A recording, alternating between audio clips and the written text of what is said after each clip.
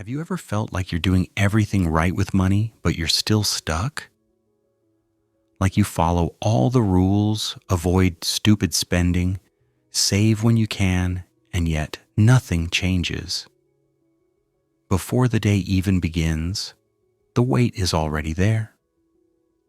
This is a story about a man who was good with money and how that mindset kept him broke for years.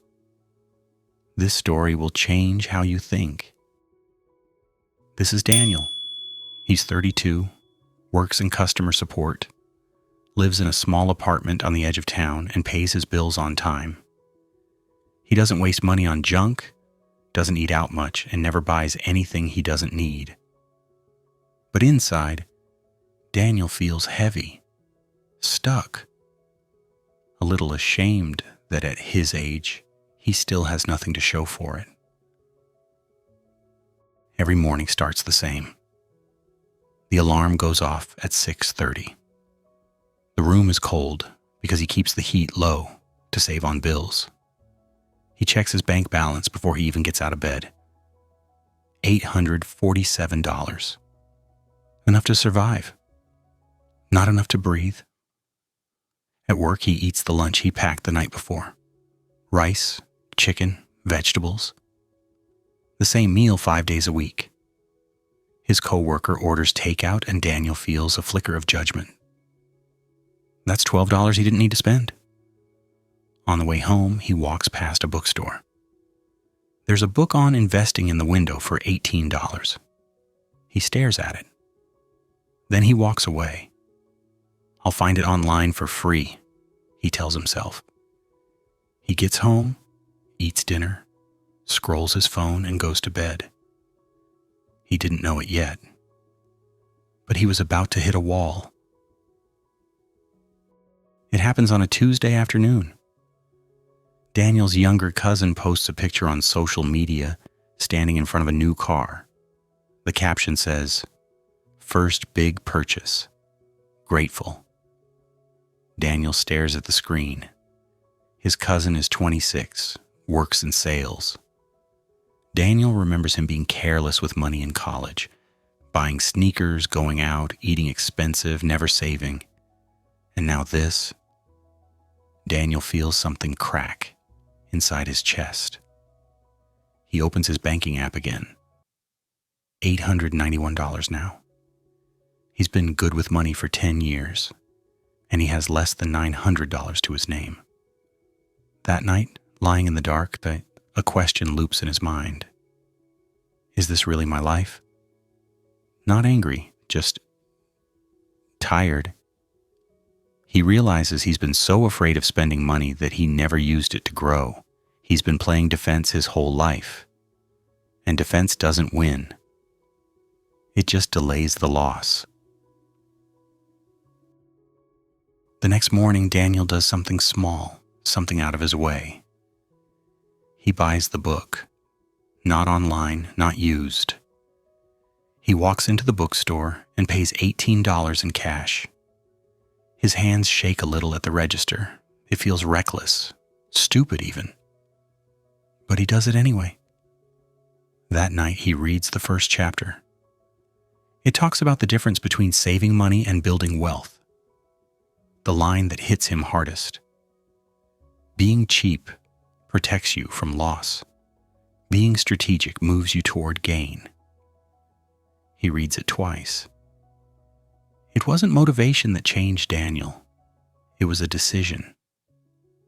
A decision to stop pretending that avoiding spending was the same thing as building a future. The first week is hard. Daniel starts researching side income ideas, but every option feels risky or embarrassing. Freelancing? He's not an expert. Selling online? What would he even sell? He tries to cut his grocery bill even more to make up for the book. Old habits. By Friday, he's back to feeling stuck. He almost deletes the notes he made, almost throws the book away. This is the part most people miss. Change doesn't feel like progress at first. It feels like chaos, like you're doing something wrong. But Daniel remembers the cousin's car. He thinks about 10 more years of less than $900 in the bank. And he makes a new rule: 1 hour every night. No exceptions. After research and thinking, he decides to learn digital marketing. He even signs up for a free online course on digital marketing, the kind of stuff businesses pay for: writing emails that sell, creating simple ads, and building landing pages. At first, he doesn't understand half of it. He watches the same video several times, takes notes on paper like he's back in school. Then he practices. He writes fake emails for fake companies, pretends he's selling a coffee brand, a fitness app, a cleaning service. It feels silly, but he keeps going. He starts analyzing ads he sees online, what words they use, how they structure the message. He screenshots examples and studies them on his lunch break. 2 weeks in, he rewrites his own resume using what he's learned. Tighter, clearer, focused on results, not duties. Don't skip this. The skill wasn't the hard part. The hard part was showing up every night when he didn't see results yet. He applies to one freelance gig, just one. He doesn't get it, but he applies to another and another. He didn't wait to feel ready, he just moved. 3 weeks later, and after applying for dozens of jobs, Daniel lands his first freelance project. It pays $150.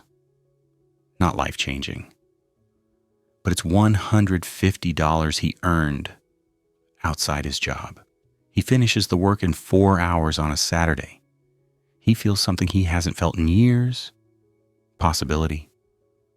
A month after that, he gets another client, then another.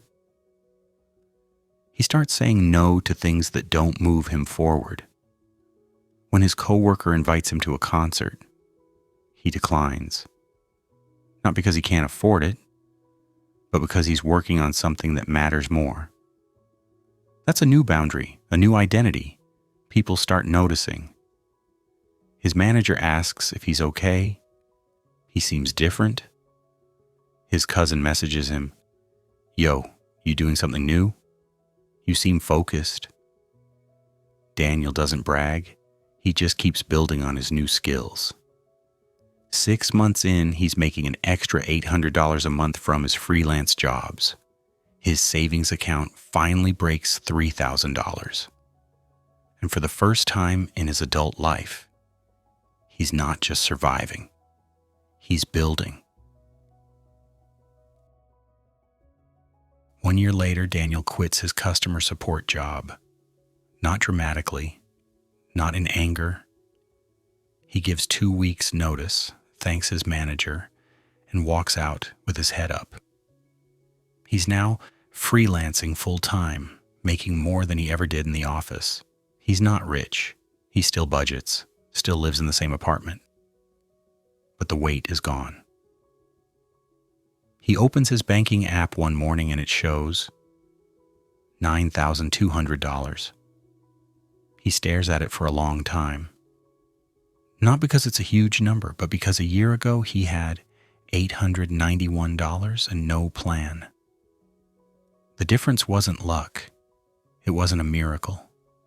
It was a shift from protecting what he had to taking the risk and building what he wanted. Here's the lesson. Being good with money isn't about never spending. It's about spending with intention. It's about investing in growth, not just avoiding loss. Daniel stayed poor for years because he confused frugality with strategy. If you're watching this and you're in that same place, it's because you're careful, you're responsible, and you're stuck.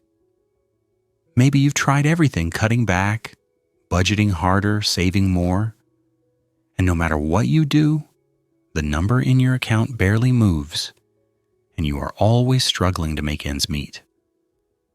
That's because a single source of income has a ceiling, and no amount of discipline can break through it. The truth is, you don't need to be reckless.